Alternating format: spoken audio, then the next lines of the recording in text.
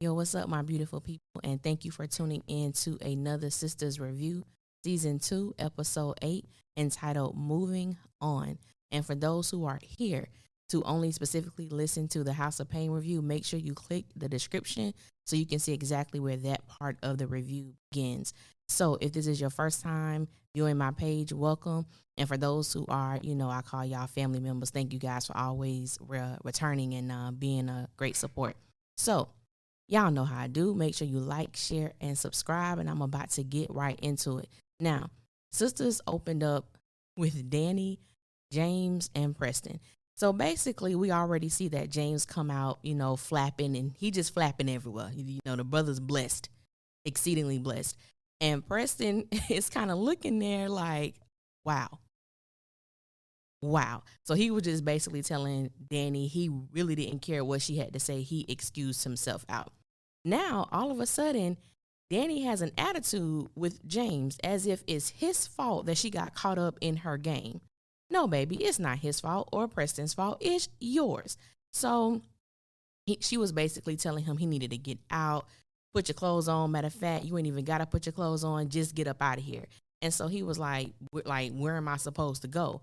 And so she was like, oh, to hell, and I'm like, Danny, where's this newfound, well, ain't no newfound. Danny has a bad attitude, just in my opinion. She's my least favorite sister.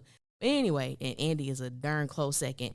But, her whole attitude changed once she got caught up in her game. Instead of just being honest, when Preston initially caught her with dude, she tried to make up all these excuses about her trying to get this new position and the big boss was coming. Just sinking deeper and deeper into the abyss of lies that she gonna have to dig herself back up out.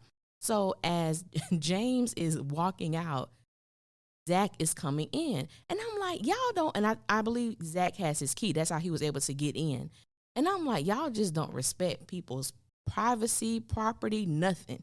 Just because you have a key doesn't mean you should use it. And when you do use it, it should be used sparingly, like the top of the food pyramid.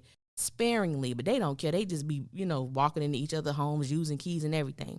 So basically, Zach is there to give Danny a ride to work.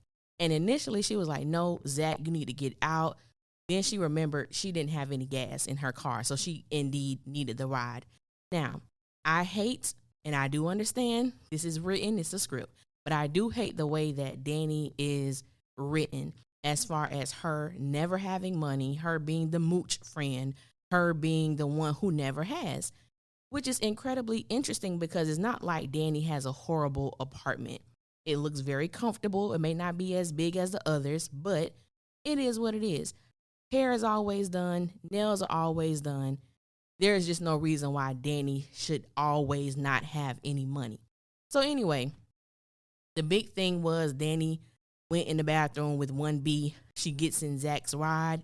She has a completely different color hair. I saw it. I was like, you know what? I'm just not even going to pay attention to it because it just is what it is. You have to learn when you're watching Tyler Perry, sometimes you have to take logic out of what we're witnessing, because if you try to use logic, you're going to continue to see things that just don't make sense. And I've learned that, and I'm trying my best not to point those things out.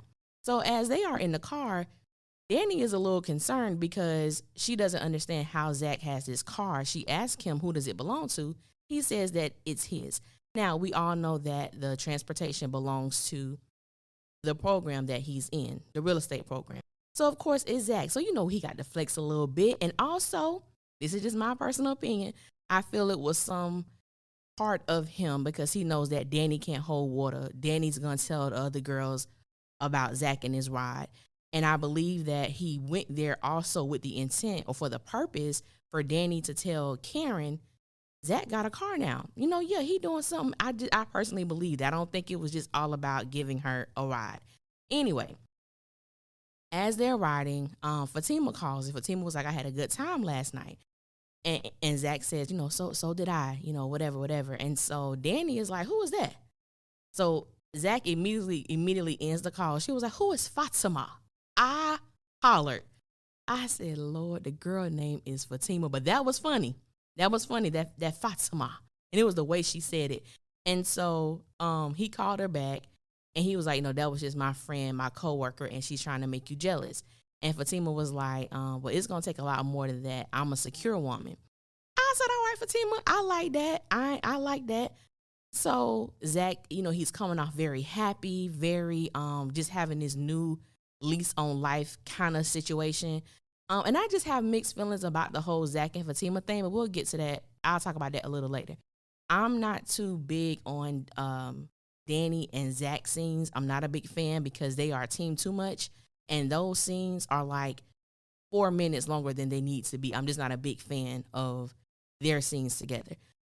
So we're going to transition. I will come back to them. Let me deal with them. So as they're talking, as Zach is hitting Danny, he's hitting her with some truth. I can't deny that. Just about the whole thing with Preston and having these two men coming out of her apartment. Anytime Danny feels the pressure, anytime she is put in a position where she has to, deal with herself, Danny always tries to bring up someone else's situation. Because she was like, you don't want to know how Karen is doing? And I'm like, why would you say that? He didn't ask about Karen. The only time Karen asked Danny about Zach was the whole jail thing. Is he out? Is he coming here? She just wanted the heads up because we know the last time her, Aaron, and Zach were together, it was not a good situation. So that's the only time she asked. Zach didn't ask about Karen. So I'm like, why would you bring her up? And he was like, no, I don't want to know. I'm good. I moved on just like Karen. And so when she took his phone, he was like, I don't date you or Karen. So I'm like, all right, you bought Karen up without being, agitated to do that. So I'm keeping my eye on little certain things because you know how sometimes when one party of the relationship has moved on, the other person, when they really haven't, they tend to overcompensate to make sure that everybody know that they're good. Oh, I got someone else. And the reality is Zach doesn't have anyone else. He slept with Fatima once. They are not in a relationship. It is not anything serious. And I think the more we learn about Fatima, the more that we will realize that Fatima is not ignorant or blind to the fact of who Zach is. I do believe that she wants him to do better, but I do not believe that Zach is the man that she would be serious about. That's just the way that I see it. So now, transitioning to Andy. So Andy shows up to the firm, and she's greeted by Fatima. And Fatima was like, hey, when you go in there, just follow Hayden's lead. And Andy was like, huh? She was like, just follow his lead. So she goes there. Make a long story short, that scene, we find out that Bellamy was fired, which he should have been. Also, Andy secures Bellamy's old job in addition to receiving $1.2 million from the firm, and in the process, getting Fatima a well-needed raise and promotion. So I was excited and happy that, Andy got what she rightfully deserved, and she had the opportunity to get Fatima a better paying position. I was happy about that. I thought that was great. I'm like, yes, Andy, because her negotiation skills were amazing, impeccable. She got more than what she wanted because she told Hayden that she would have settled for $500,000. So that was a blessing in disguise right there. So she acquires Bellamy's office. She asked Fatima to bring her some coffee. Fatima was like, girl, how you want your coffee? She was like, black, like my man. Okay. And so that was a cute little scene. So I was like, okay, I'm rooting for Andy. I'm just going to close out her storyline. Rooting for Andy. Yeah, Andy, get that money, whatever. Then Andy does exactly what I think she's going to do. Andy, I don't understand. She gets mad at the wrong people, and she's very condescending, and she is disrespectful as hell. So she didn't really have a whole lot of scenes or whatever, parts or whatnot. So just to finish her part up, so she texts the girls about a celebration tonight. She told Danny, yes, I'm paying, so on and so forth. So Karen ends up calling her, and Karen is asking how everything went with the meeting. And so she told her, well, nah, you're going to find out with everyone else tonight at 9. So, pause. So as she was telling Fatima what happened, she invited Fatima to come out with her and the girls. So Fatima was like, I'm one of your girls. And, Andy was like, well, yeah, you better be, like, you've been by my side. You've had my back throughout this entire time. And so Fatima was like, oh, I got a date. Andy responds, bring him. It's okay. I mean, like it's nothing. Second nature. You don't really know Fatima like that personally, but you told her to bring her date. Then Fatima said, I'll ditch him. So if Fatima was in fact talking about Zach, she showed us and proved us exactly how non-deep her feelings are for him, because baby girl said I will ditch him, not I will cancel, not I will reschedule my date. Baby girl said I will ditch him. So anyway, now back to Karen. So Karen asks, well, tells her that her and Aaron was supposed to be going to the supermarket that day. So she told her, go earlier. Like, it's a celebration. You need to be there. So she asked, can Aaron come? Can Aaron come? I'll think about it. I said, whoa, whoa, wait a minute. Fatima, you told her to bring her date. Karen asked, can she bring Aaron? And you tell her you will think about it. So I believe already we're being shown that I believe there's going to be some type of dynamic shift in the friendship between Andy and Karen, simply because I do believe that Andy is jealous. I'm not saying that Karen and Aaron's situation is perfect, because it's far from. However, I do believe the sincerity that Andy sees when it comes to Aaron's affection for Karen and how he treats her. I believe that's something that Andy desires. However, the way that Andy is going about it, you ain't gonna get that. You know what I'm saying? You're just not gonna get that with the men that you're choosing. So the last thing we see from her, Hayden comes in, and Hayden lets her know that she's able to go back to her apartment. Of course, they still have her personal things like her laptop and, things of that nature, but her place is livable and she's able to go back. And so he basically told Andy that he was impressed by the file that the FBI had on her. He was really, impressed. I personally feel like there's some vibes between them, but it's very like, oh, he cute, she cute, kind of like on that level, but it seems to be some sparks between them. So he tells her to be careful because Gary has gotten bail, and so he'll be out soon. And so she was like, well, I'm not in any danger. And so he was basically telling her what the cop overheard and told him. So that he was like, don't shoot the messenger. And she was like, what is it? So he tells her everything, that Gary knew. Gary gave her some money. Gary knew she was out at this gay club with this guy. And Hayden was like, is that true? Andy didn't answer him. Andy just said, I'm fine. I'm not in danger, so on and so forth.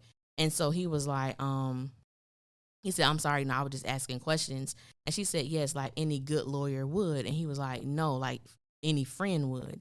And she was like, friend?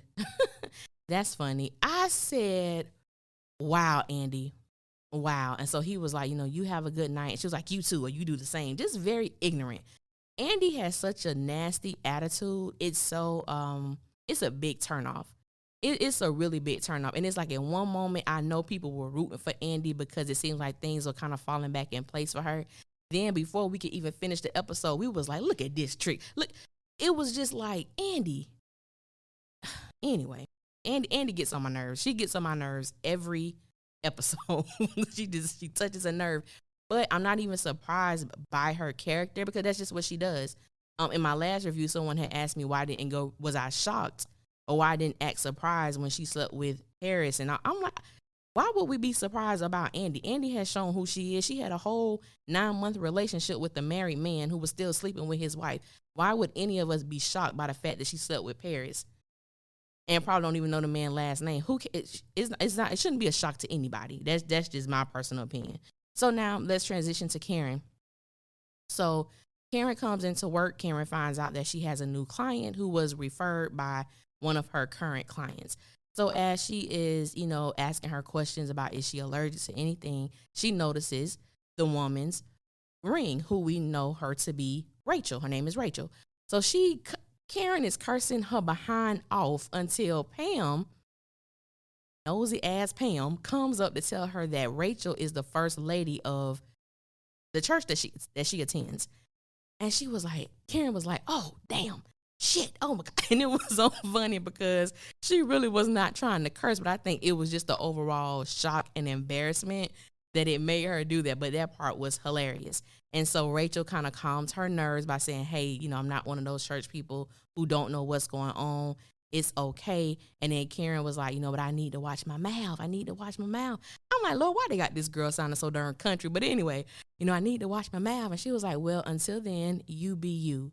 And I thought that was a great thing to express to her. Like, you just be you. You don't have to be perfect. You don't have to put on this air for anyone. You just be you until a change happens within you. So they're going, whatever. So she finishes the hair, even though the woman hair was already done underneath. Anyway, so when she finishes, she again she apologizes, and Rachel lets her know it's okay, and that Pam would take care of her. And so Rachel told her that she would leave her information just in case Karen wanted to come to the church.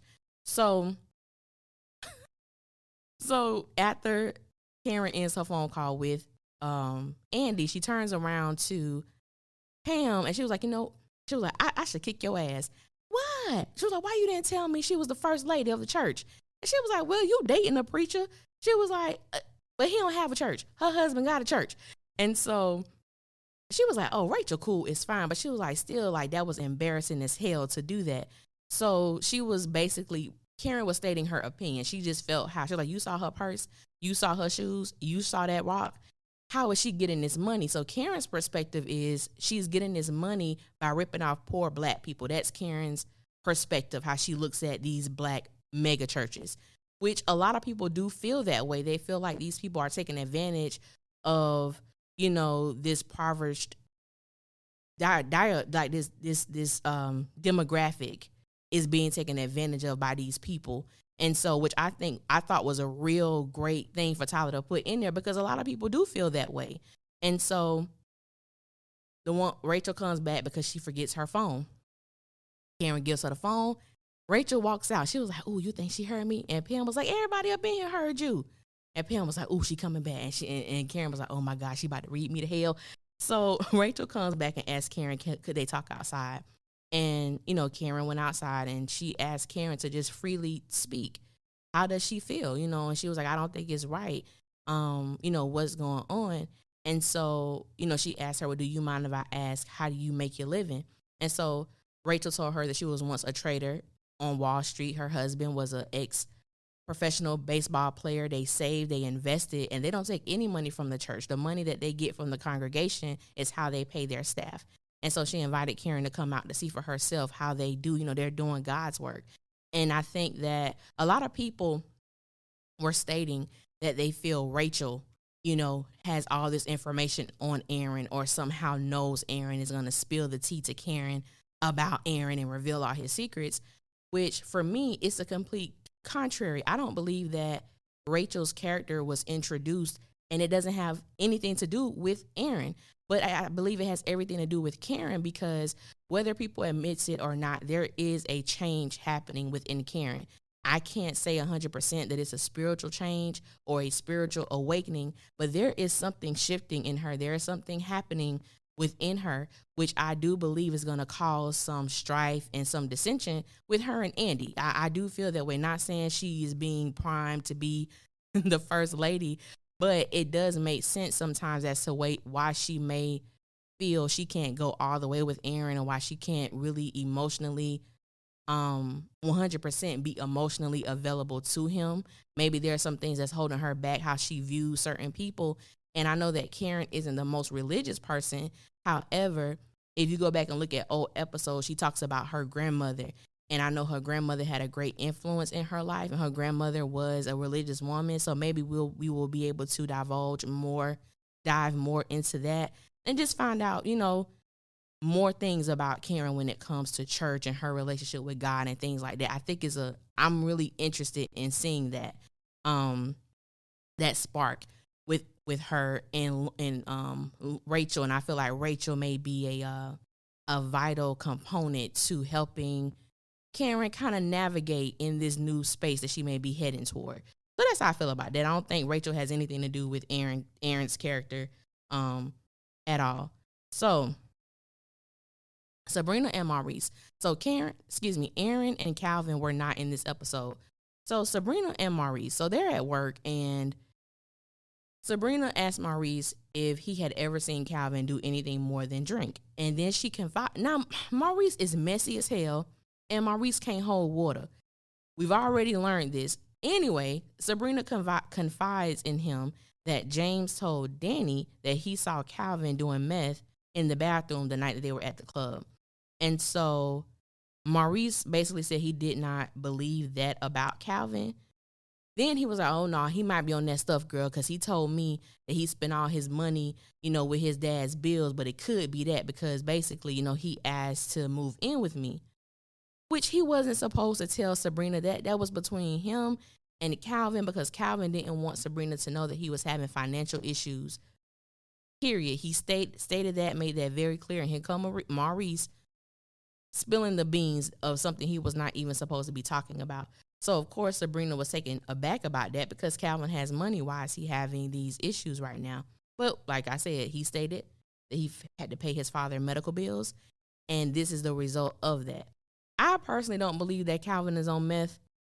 That's just me because his character he shows nothing. Like, he shows no side effects, no symptoms of that. But, hey, who this Tyler we talking about? So, who knows? So, back to Maurice. So Jacoby brings his daily report, and Sabrina is basically like, not bragging, but basically just giving him praise about how neat it looks, how good it looks, even down to the penny. He has it all together. So she asked him, how did he do it? So he was like, basically, you keep like your hourly or daily ledger, whatever he was talking about. I don't know, some financial talk that I'm not really familiar with. But anyway, so she was like, this is really good. And so he asked, like, do you need anything else? She was like, nope, you're good. I don't know if Maurice was jealous or whatever the case may be, but I think Jacoby has gone above and beyond to try to connect with Maurice in some way. And Maurice has been nothing but rude and disrespectful and condescending towards him. So when Jacoby was about to leave, he said something to Maurice, and Maurice was like, I think he said, all right, bye, girl. And Jacoby was like, excuse me? Bye, girl. I said, I see, that's the kind of mess to get your ass beat. This is a grown man, and you just called him a girl twice.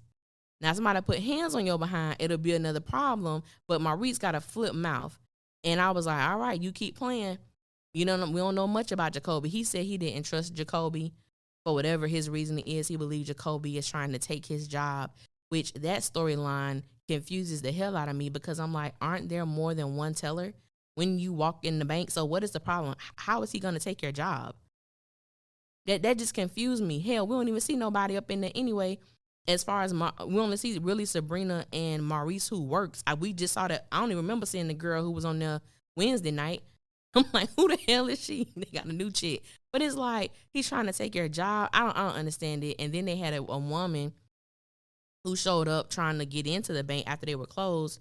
And I'm like, I don't understand what happened with that either because baby girl didn't say anything. She just tried to get in. And they was like, oh, she must really had to make a deposit. And I'm like, what?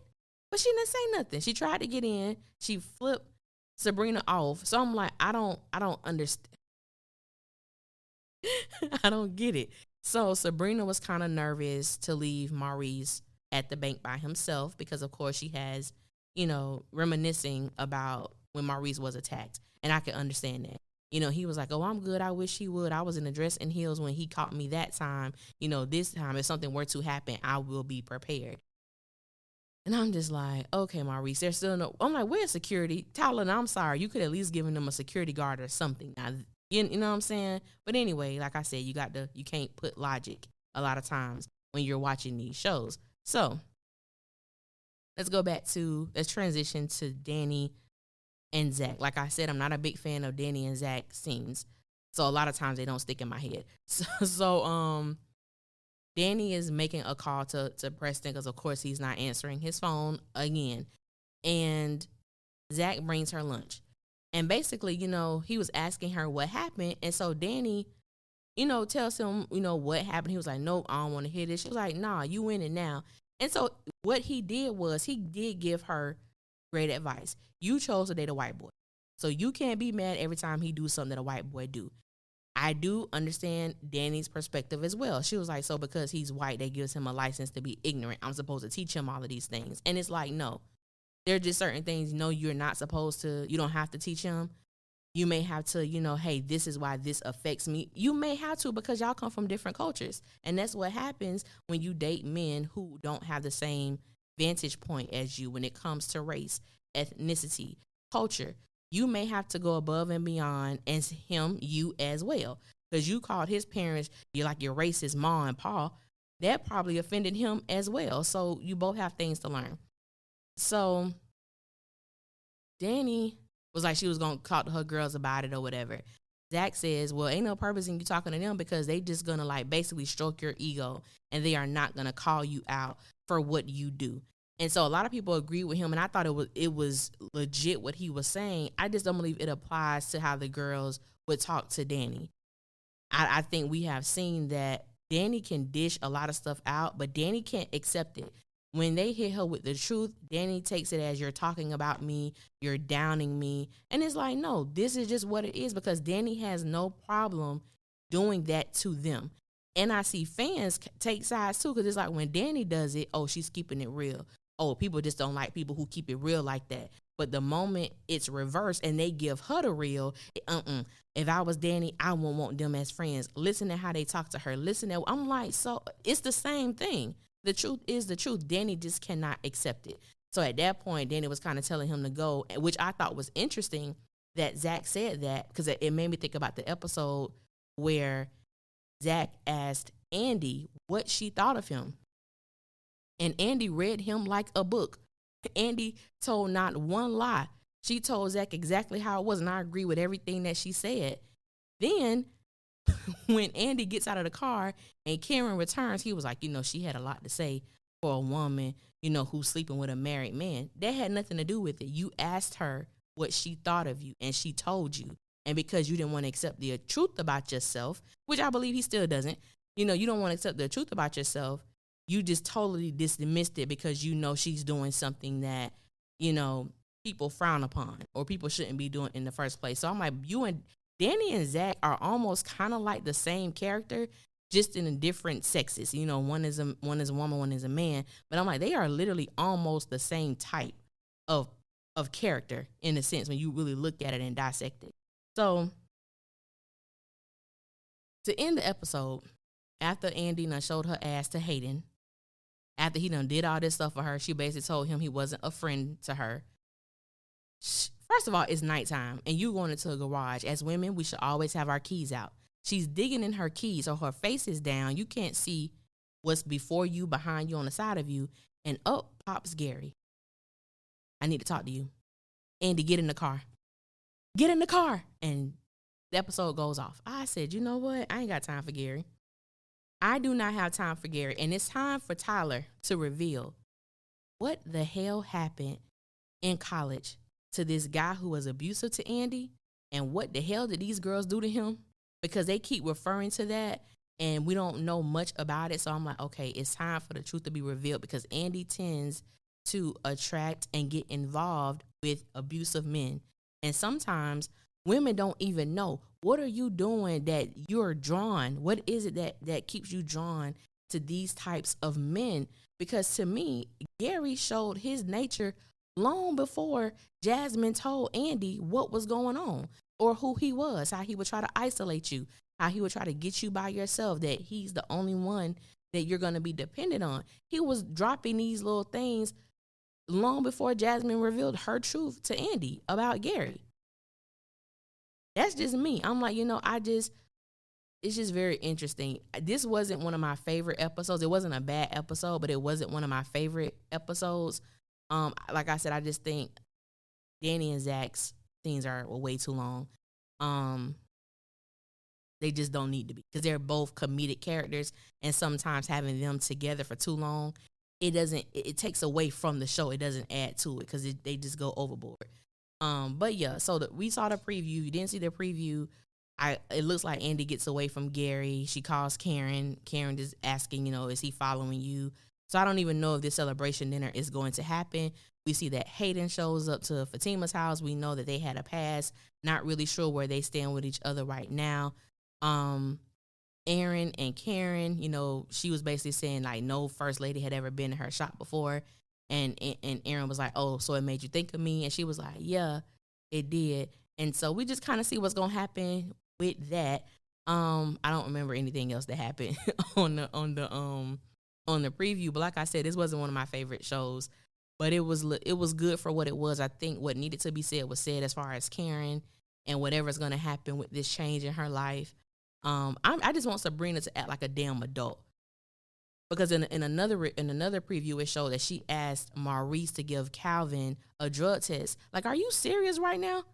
Ask this man if he does meth. You're gonna try to do a drug test on him? Like, come on, Sabrina. Sabrina touches a nerve too. She's such a sweet character, but Sabrina be coming off like she ain't got no damn backbone.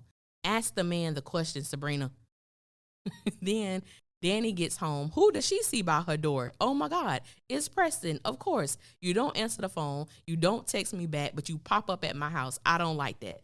But we'll see what happened with that.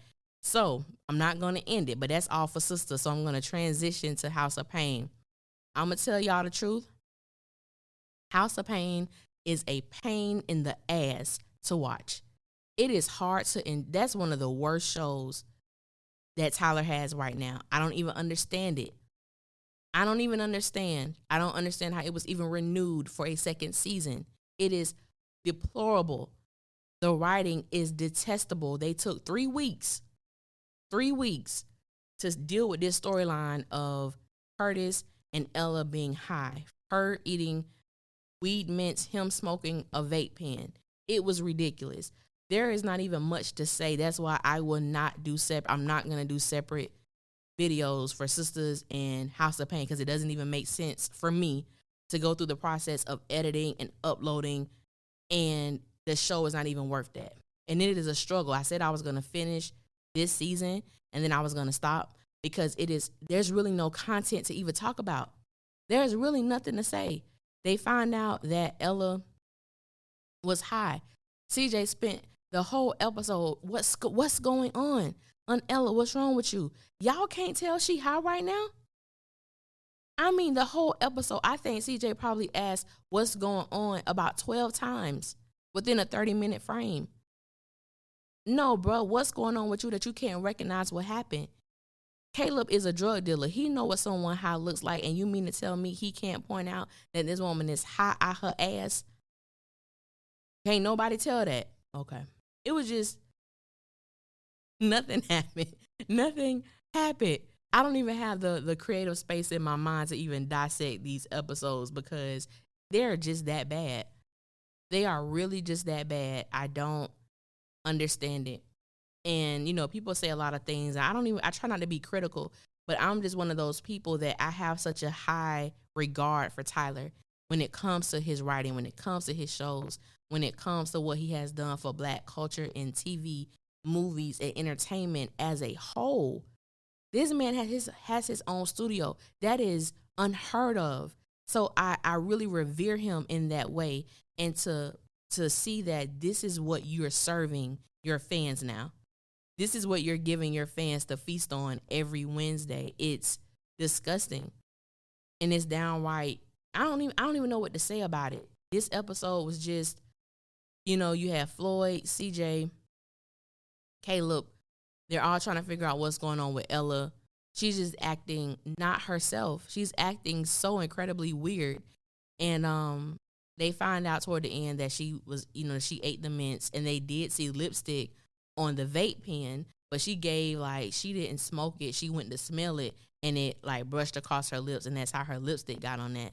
And so I think at the very end of the episode, they weren't high anymore, and she just agreed that she was kind of upset with Curtis, because Curtis wanted to smoke. He wanted to feel what it was like, and he was like, he wouldn't do it anymore, all that good stuff.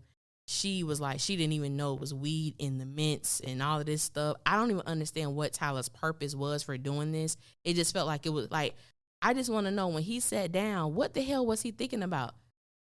Yeah, I'm going to take 3 weeks. I'm just going to fill this I'm just going to put this all together. I can't even, anyway. Yeah, that's all. So next week, we're supposed to see Caleb more so pressuring Jasmine to have sex. So it's a totally different, aim of the show. Hopefully it's a better episode. And everything just doesn't have to be backed up with a joke. And I know I've said this before on several reviews for House of Payne, is that I think Tyler's biggest mistake is writing House of Payne like a soap opera. House of Payne is not Sistas. It's a sitcom. It's not a soap opera. And he's writing it like that. With soap operas, you drag the hell out of a storyline. That's what happens. With a sitcom, you can deal with 2-3 things going on, and there's a complete ending to that by the time the episode goes off. That's where a huge mistake of his is. And not only that, the quality of the writing is horrible. Some people really don't care. I think we're living in a time where we are requiring excellence. We are requiring amazing writing. When you have shows like This Is Us, that's an amazing show. The writers of that show are impeccable, almost bar none. When you have the Chandra Rhimes, Issa Rae, Lena Waithe, you have these people who are making these amazing stories. And you got Tyler. Tyler's really in a category of his own, and that's not a bad thing. It's a great thing because no one is doing what he's doing, and it's great. But the caliber of expectation that people have, I believe Tyler is failing in that area when it comes to these shows. And even though Sistas is definitely one of my favorite shows right now, he definitely can step up his game on that too. And so that's what I want to see. So that's really all I have for House of Payne. So just to let you guys know, for those who just want to listen to that, I will add them at the end of my Sistas reviews. They will not have their own separate video because it just doesn't make sense to edit them that way. It's longer for me to do all of that, upload it. Nah. So it's just going to be on the end of these Sistas reviews for now. Yeah, so I will be ending it there. So, make sure you like, comment, subscribe, and just tell me how y'all felt about the episode.